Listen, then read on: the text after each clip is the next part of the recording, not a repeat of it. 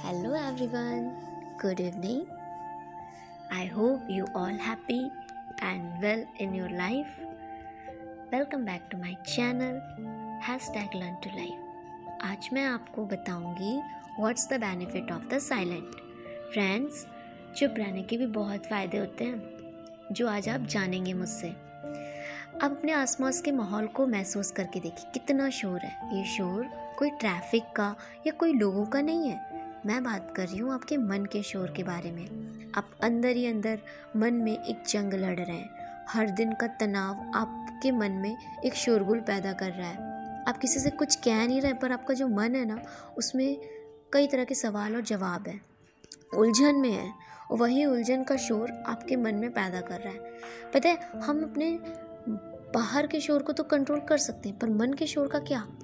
मन के शोर को शांत करने के लिए मेरे पास एक उपाय है, वो है चुप रहना। चुप रहना से आपके दिमाग को शांति मिलती है एंड आपको सोचने समझने की शक्ति में इंक्रीज लेवल बढ़ जाता है और आप सही डिसीज़न ले पाते हैं। पता है, जब लोग आपको बेवजह सुनाते हैं ना, और आपको सुनना बिल्कुल नहीं पसंद आता है ना, तो just leave it and be silent and just listen. इससे कम से कम ये तो आपको पता चलेगा कि उनके विचार क्या हैं आपके लिए।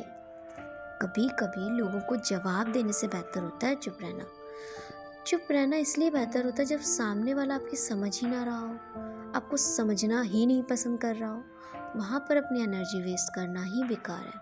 उन्हें अपनी कह लेने दीजिए, वही बड़े बन जाएं।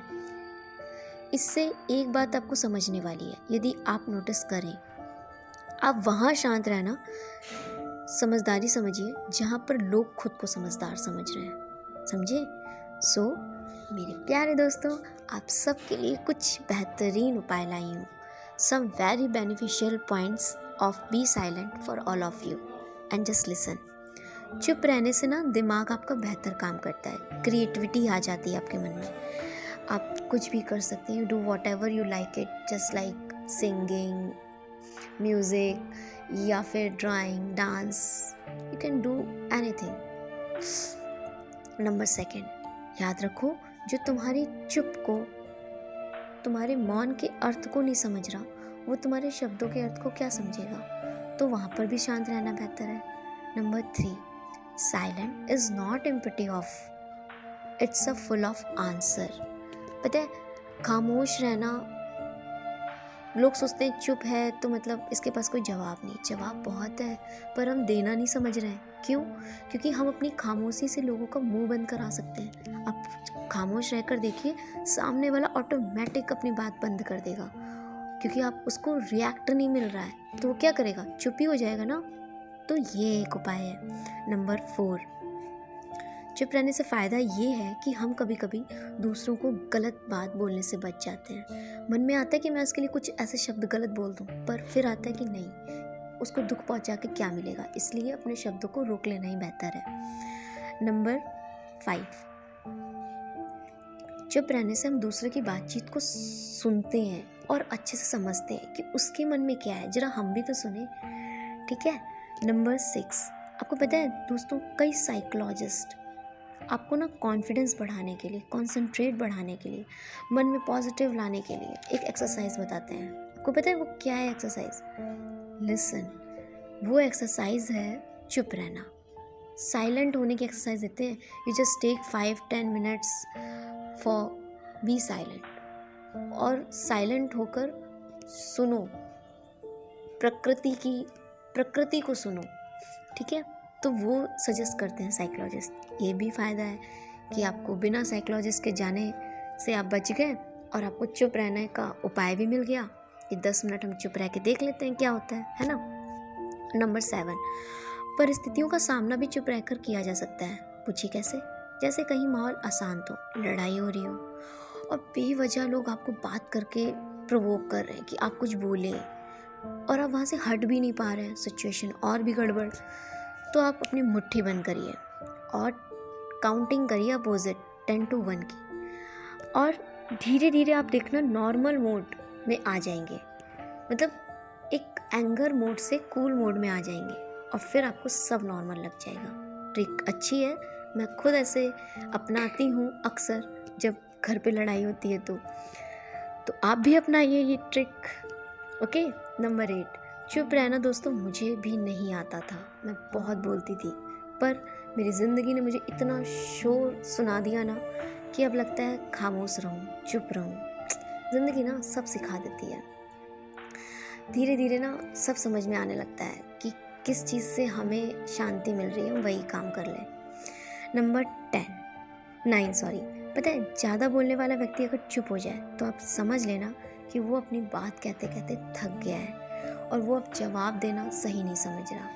नंबर लास्ट है, ये पॉइंट आपको शायद पसंद आ जाए। जब गम हद से बाहर हो जाता है ना तो इंसान को चुप रहने की आदत होने लगती है। अगर आप इसे एग्री करते हैं तो कमेंट बॉक्स में यस जरूर लिखिएगा। ओके, तो ये थे पॉइंट्स जो आपको पसंद आए तो आप उन्हें अपनी लाइफ में फॉलो करिए।